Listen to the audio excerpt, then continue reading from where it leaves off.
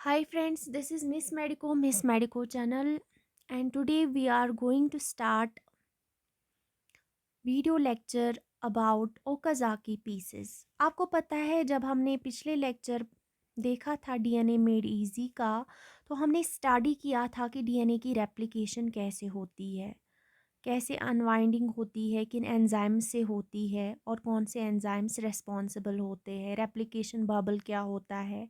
हमने देखा था डीएनए पॉलीमरेज कैसे नई स्ट्रैंड्स को सिंथेसाइज करता है और आरएनए प्राइमर का क्या रोल है और कैसे स्ट्रैंड बनती है। इतना तो हमने पिछले लेक्चर में पढ़ा था। लेकिन पिछले लेक्चर में हमने ये बात नहीं डिस्कस की थी कि एक जो सेगमेंट है, अगर ये डीएनए है तो ये अपनी कॉपीज़ बनाता है। हमने ऐसा नहीं कहा था कि जब एक स्ट्रैंड अपनी कॉपी बनाती है, एक स्ट्रैंड कंटिन्यूअसली अपनी स्ट्रैंड बनाती है और दूसरी स्ट्रैंड जो है वो फ्रेगमेंट्स में बनती है। मतलब एक स्ट्रैंड जो है वो कंटिन्यूअस स्ट्रैंड बनती है और टेम्पलेट से, और दूसरी जो स्ट्रैंड है वो इन फ्रेगमेंट्स बनती है। इन फ्रेगमेंट्स को हम लोग नाम देते हैं ओकाज़ाकी पीसेस। आज हम वही डिसकंटिन्यूअस सिंथेसिस कैसे होती है और ओकाज़ाकी पीसेस क्या होते हैं हम लोग पढ़ने जा रहे हैं। ओकाज़ाकी, आप सोचते होंगे ये ओकाज़ाकी डीएनए में कहाँ से आया, तो नज़र दोहराइए इन दो साइंटिस्ट्स पे। ये दो साइंटिस्ट्स थे, रेजी ओकाज़ाकी और सुनिको ओकाज़ाकी। यही डिस्कवर्ड इन्होंने ही किया था ओकाज़ाकी फ्रेगमेंट्स को 1968 में। और ये डाई हुए थे ल्यूकमिया से, बिकॉज़ जो हिरोशिमा और नागासाकी जापान पे जो एटम बम गिराया था रशिया ने, उसकी वजह से इनको म्यूटेशन और ल्यूकमिया डेवलप हो गया और उनकी डेथ हो गई थी। इन्हीं ने ओकाज़ाकी ही ने ये डिस्कवर किया कि डिसकंटिन्यूअस स्ट्रैंड जो है, जो डीएनए है वो कैसे डिसकंटिन्यूअस स्ट्रैंड बनाता है। इस फिगर में हम लोग देखते होंगे कि हमारा ये डीएनए दिखाया गया है और यहाँ पे डीएनए की ये रेप्लिकेशन फोर्क है। यहाँ पे डीएनए की जो है दो फ्रेगमेंट्स जो है अपार्ट हो गए हैं। डीएनए के जो दो स्ट्रैंड्स है वो अपार्ट हो गए हैं और दो स्ट्रैंड्स जो है वो बन गए हैं। यहाँ पे एक स्ट्रैंड से ये वाली स्ट्रैंड बन गई है और दूसरी स्ट्रैंड जो है वो ऐसे फ्रेगमेंट्स में बन गई है और इन्हीं फ्रेगमेंट्स को नाम दिया गया ओकाज़ाकी फ्रेगमेंट्स, क्योंकि इनका डिस्कवरर ओकाज़ाकी है। और अगर हम बात करेंगे तो ये वाली स्ट्रैंड जो है, हमेशा जो डीएनए सिंथेसिस होती है वो 5' to 3' ही सिंथेसिस होती है डीएनए की। तो ये कंटिन्यूअस स्ट्रैंड को नाम दिया लीडिंग स्ट्रैंड, और ये जो डिसकंटिन्यूअस स्ट्रैंड डीएनए की बनी उसको लैगिंग स्ट्रैंड नाम देते हैं। फर्स्ट ऑफ ऑल इस पे नज़र दोहराते कि डीएनए सिंथेसिस जो है वो आकर होती है, हमने पहले ही देखा 5' 3' डायरेक्शन में in both the strands.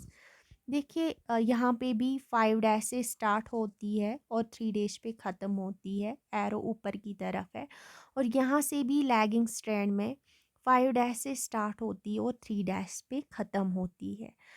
Strand which is डिसकंटिन्यूअसली synthesized, ये जो स्ट्रैंड है जो फ्रेगमेंट्स में, यहाँ पे हम फ्रेगमेंट्स को पूरी तरह दिखाएंगे।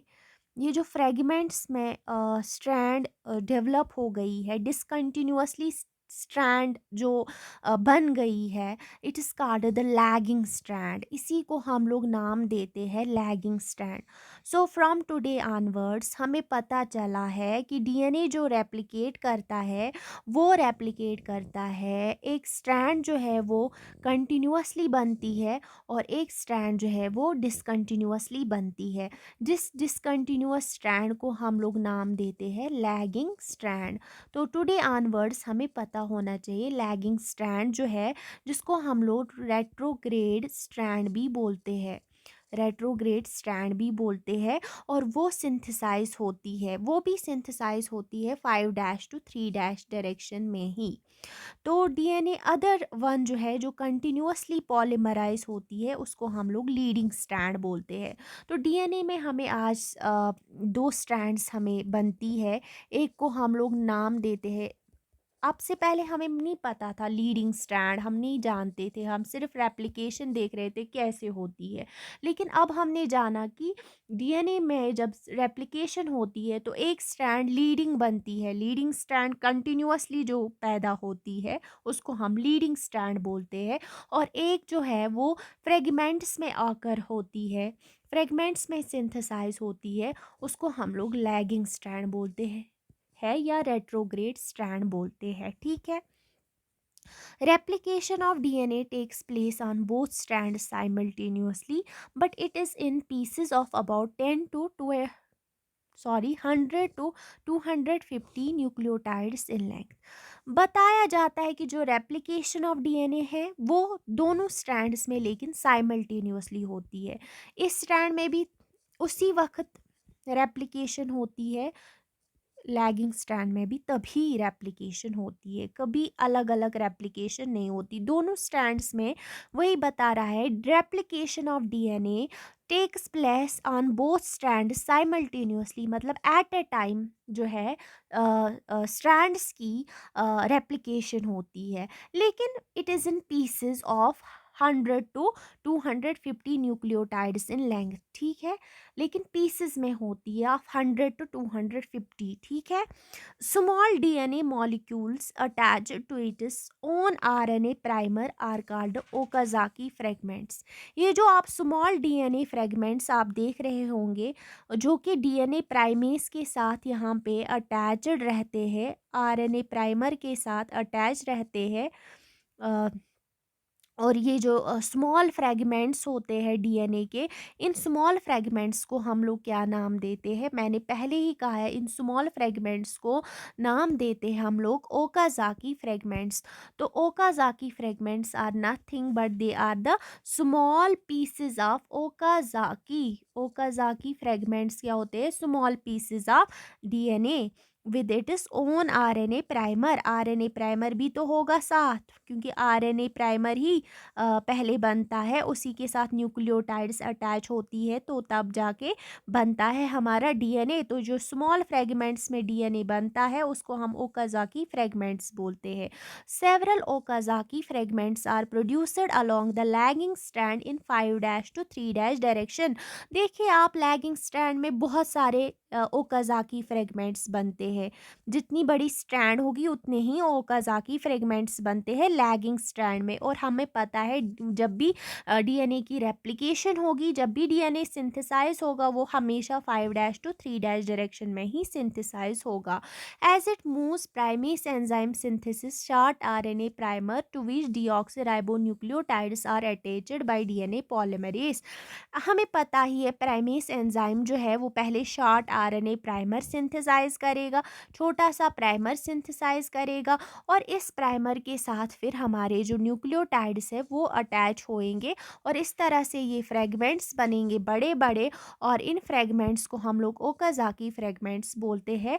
ये बहुत सारे फ्रेगमेंट्स बनेंगे, और शॉर्ट आरएनए प्राइमर के साथ हमारे न्यूक्लियोटाइड्स जब अटैच होंगे तो डीऑक्सीराइबोन्यूक्लियोटाइड्स अटैच होके, किसकी वजह से अटैच होते हमें पता है, डीएनए पॉलीमरेज होता है, क्योंकि डीएनए पॉलीमरेज ही अटैच करता है। ये जो डीएनए पॉलीमरेज हमारा राइट पाम की तरह जो हमारा एंजाइम है डीएनएपी, वही अटैच करता है हमारे डीऑक्सी न्यूक्लियोटाइड्स को। डीऑक्सीराइबो हमने पढ़ा हुआ है, डीऑक्सीराइबो न्यूक्लियोटाइड्स। ये लेक्चर जो है ये सिर्फ ओकाजाकी फ्रेगमेंट्स को समझना है कि Okazaki fragments they are nothing but they are the short fragments of DNA and they are present in lagging strand lagging strand हमेशा ओकाज़ाकी पीसेस के साथ बनती है और वहाँ पे भी वैसे ही सिंथेसाइजेशन होती है जैसे हमने डीएनए रेप्लिकेशन में पढ़ा।